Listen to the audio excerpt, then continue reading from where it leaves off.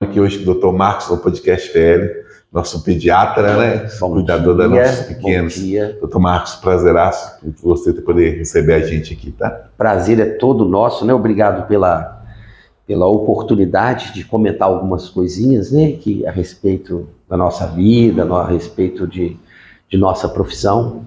E é um prazer falar com vocês. Prazer todo nosso, Dr. Marcos. Onde começou a sua história, Dr. Marcos? Bom, quando você é mais jovem, quando você faz o primeiro grau, o segundo grau, você nunca sabe o que você vai ser, o que você quer ser. Mas desde que eu me lembre, quando meu pai é pastor da igreja metodista, e sempre de forma itinerante, ou seja, o pastor metodista, ele muda de tempos em tempos de um lugar para outro. Então, meu pai pertencia a uma, chamava Quarta Região Eclesiástica, que abrangia Minas, Espírito Santo e Bahia. Então, quando meu pai formou-se, ele logo casou com a minha mãe e mudou para o Espírito Santo. Então, eu nasci no Espírito Santo, eu nasci em Guaçuí. Então, eu sou capixaba de nascimento. Ficamos lá, acho que uns 2 ou 3 anos, depois ele foi mudando, né? E moramos em Governador Valadares, em Cataguases, Santos Dumont, e depois nós fomos para a Bahia, ele foi transferido para a Bahia, e eu começo a me lembrar mais, né, embora alguns relances da parte mais jovenzinha, mas nós mudamos para a Bahia, eu tinha 10 anos.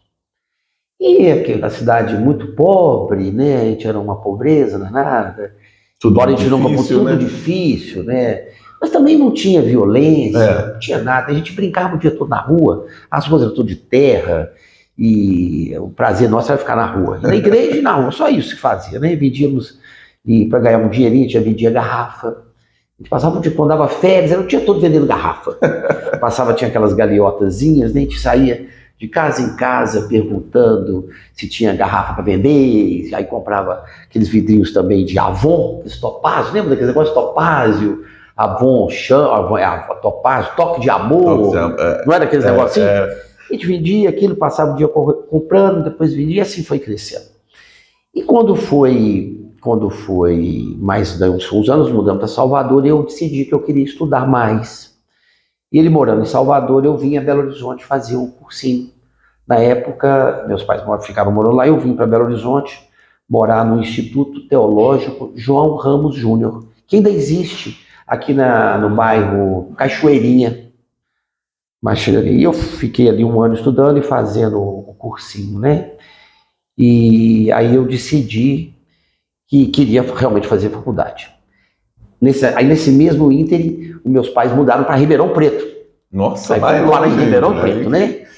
E aí eu fiz o cursinho, e falei assim, na época eu prestei vestibular para Engenharia Química, na USP, na FUVEST, vestibular da FUVEST. Prestei em Bauru, eu prestei Física, menina totalmente desregulado, né? E prestei Barbacena, fiz Medicina, prestando. Passei nos 3 na época, mas eu falei assim, mas eu quero ser... Aí quando eu fui fazer o vestibular de Medicina, e era em Barbacena. Estudante pobre, só não tinha, porque hoje, como é que funciona o vestibular? Um dia você vai e você faz todas as provas. Exatamente. Antigamente não era assim, antigamente você fazia vestibular, 1 semana fazer vestibular. Na segunda-feira você fazia a prova disso, daquilo, português e matemática, inglês, geografia, sei lá o quê. Então você passava 1 semana fazendo vestibular. E eu falei, pai, eu quero fazer o vestibular de Medicina. E ele falou para mim assim, mas é muito longe e a gente não tem dinheiro para manter faculdade particular e aquele negócio todo, mas eu quero fazer. Aí vim fazer aqui em Barbacena. Ele falou, olha, eu só tenho o dinheiro da passagem de ida. Eu falei, pai, mas e como é que eu vou ficar lá? Ele falou, olha, lá na igreja metodista tem uma senhora muito amiga nossa, que era a dona Thalita, nem sei se está viva mais, talvez não. E ela é da igreja metodista, você vai um dia antes, o vestibular começava na segunda-feira, você vai um dia antes, vai na igreja, espera o culto terminar, pergunta quem é a dona Thalita, e era uma morena forte, tinha várias filhas, ela só tinha filhas. E tudo com a letra T, Thaís, Tamara, Tayane, tudo era com a letra T, as filhas dela. E você pedi ela para ficar na casa dela.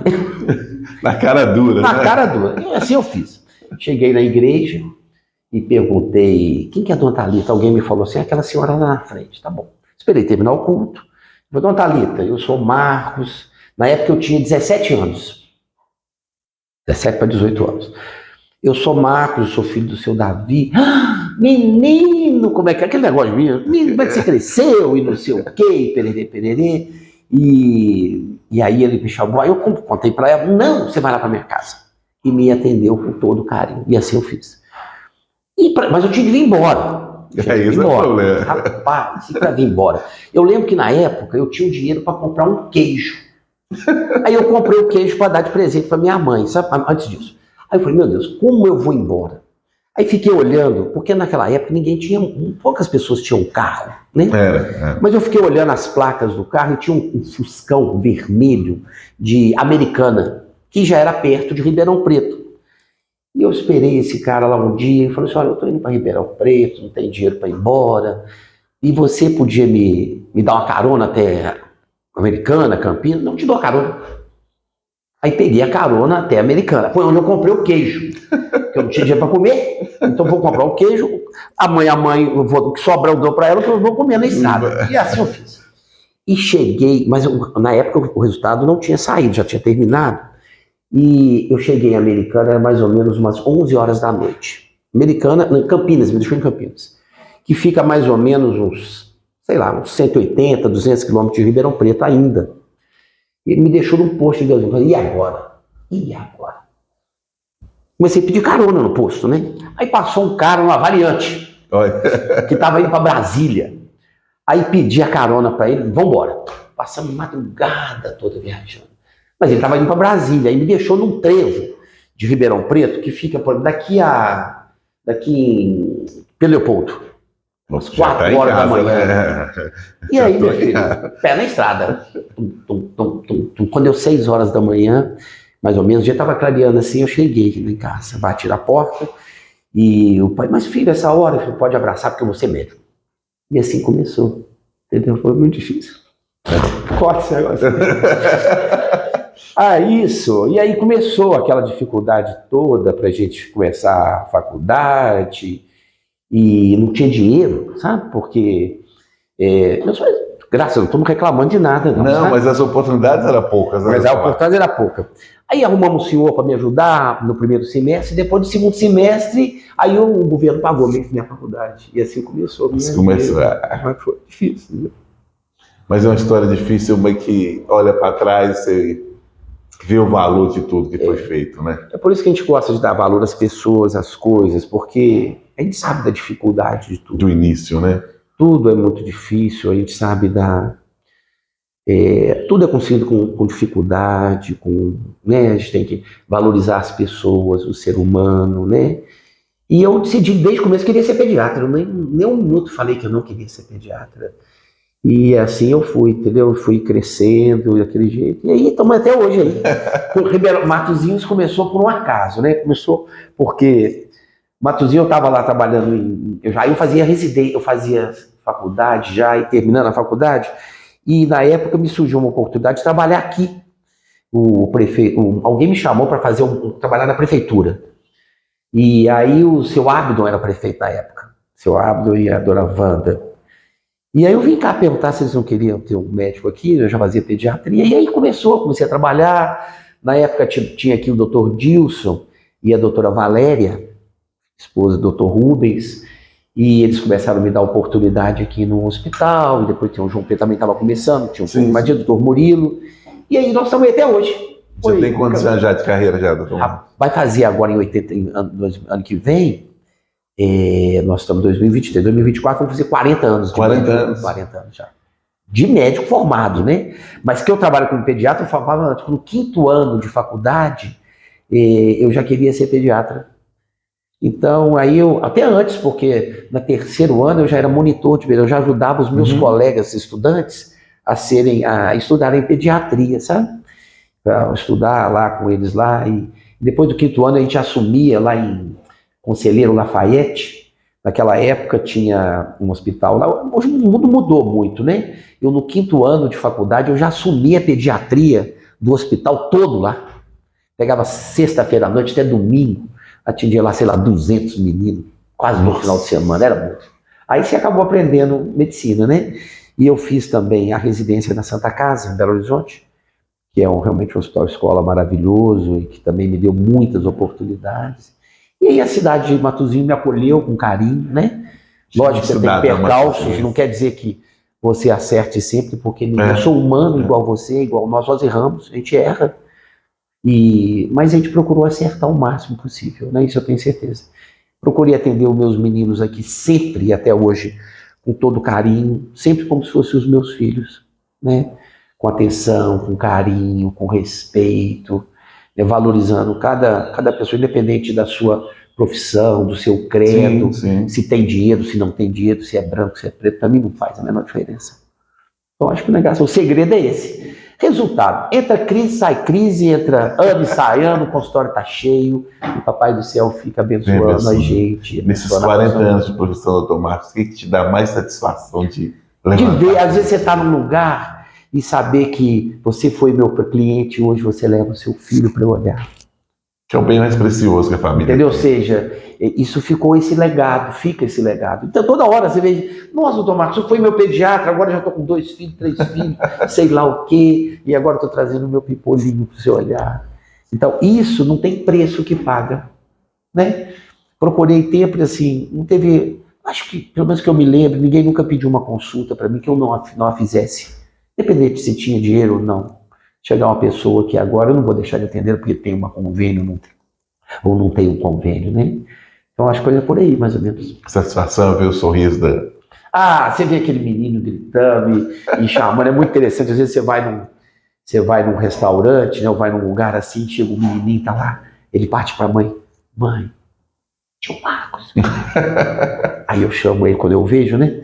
Ele vem abraço. Rapaz, não tem preço que pague isso não.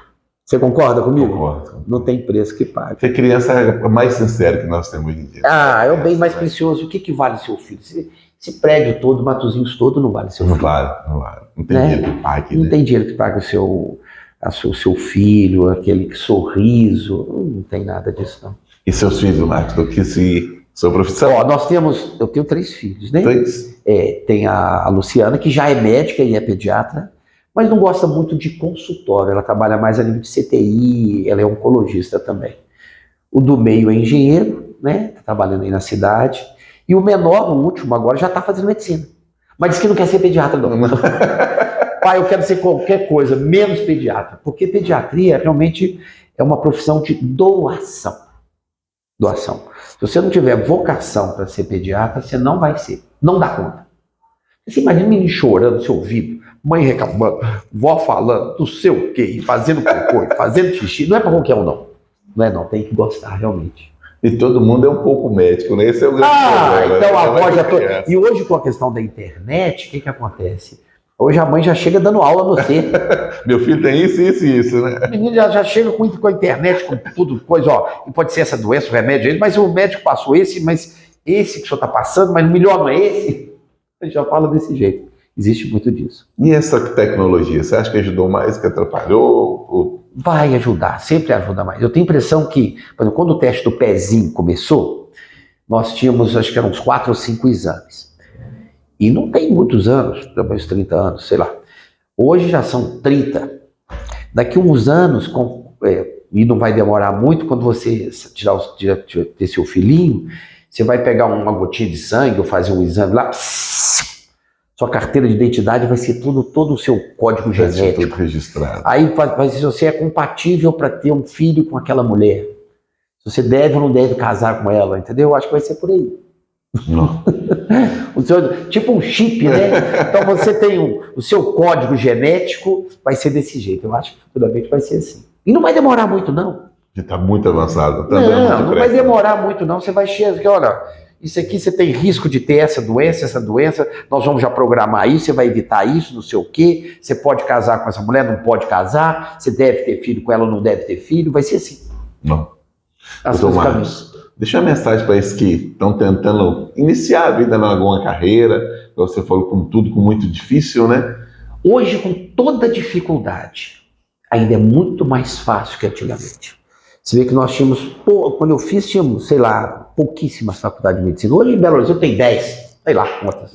Tudo quanto é lugar tem faculdade, tudo é muito mais fácil. Até o próprio vestibular é mais fácil. Tudo é mais fácil. Então, perseverança. Se você quiser ir daqui a Pedro Leopoldo a pé, você vai ter que dar o primeiro passo. Não tem jeito. Né?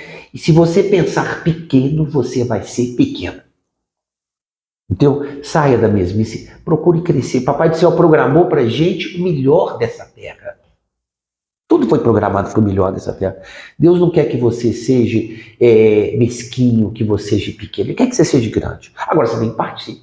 Você tem que crescer, querer crescer. Né? Lembre-se que tudo é a base do estudo. E o estudo, ele não muda só você, ele muda a sua geração. A sua outra geração e a outra geração. Você quer ver uma coisa? Os meus avós paternos, maternos e paternos, eles moravam, né, há muitos anos atrás, lógico, são os avós, no interior do Rio de Janeiro, então, de Campos, Santo Antônio de Pádua, aquele negócio todo. Todos dois, naquela época, com uma mentalidade muito boa, na roça, eles moravam na roça, resolveram mandar os filhos para estudar. O meu pai e a minha mãe. E eles se encontraram em Juiz de Fora na época, né? E namoraram, etc. Eram jovenzinhos. E todos, aí meus pais estudaram, os filhos, eu, meus irmãos. E olha para você ver como é que isso mudou a geração. Né? Eu fui médico, meu irmão é piloto, minha irmã é fisioterapeuta, meus meninos já são médicos, engenheiro. Olha para você ver como é que muda toda uma geração. Muda a geração toda para frente. Primeiro passo. Então, estudo é tudo. Às vezes eu vejo rapazinhos trabalhando. Tudo bem que você trabalha, você tem que trabalhar, todo mundo precisa trabalhar. Mas tem que estudar. Sem estudo não vai. Não tem jeito, honestamente falando. É verdade. Mas tudo tem um preço, né? Se você quiser trabalhar desonesto, lá na frente, com certeza você vai pagar por isso. Não tem ninguém que não pague por isso. Não tem como não colher não que você plantou. Exatamente. Você vai colher justamente o que você plantou, né? Agora, é difícil? A vida é espinhosa? É sim. Mas enquanto o pai e a mãe é responsável, se você quiser ter certeza que muito pouco pai não vai ajudar o filho a estudar. Muitos poucos. E hoje tem crédito cativo, sei lá, FIES. Se quiser, você consegue. Mas não é fácil, você tem que querer. Com certeza. E você vai mudar não só a sua vida, mas você vai mudar dos seus filhos, dos seus netos, dos seus bisnetos, e para frente tudo. Doutor Marcos, muito obrigado por nos receber. Peço desculpa por ocupar o seu tempo. Não, você não me ocupa o tempo, nada, não. Desculpa aí se eu falo, foi um pouco emotivo, mas tem coisas que me emocionam muito aí. A história é para isso, né? A gente tem que olhar para trás com alegria, de saber onde chegou. Na época da faculdade, a gente não tinha dinheiro nem para tomar uma água. Não Coca-Cola. Que Coca-Cola? Que nada. Coca-Cola era de festa, né? O bife era tão fino quando tinha, que era mais fino que a perna de obra. Você olhava de um lado e via do outro. Quando tinha, né? Mas tá bom, graças a Deus. Faria tudo de novo. Hoje está colhendo os frutos, né? Faria tudo de novo. Papai do Céu foi muito gentil comigo, muito bom. Tenho certeza. Doutor Marcos, muito obrigado pela sua atenção. Um abraço. Dia. Obrigado, galera do Podcast FL. Tamo junto.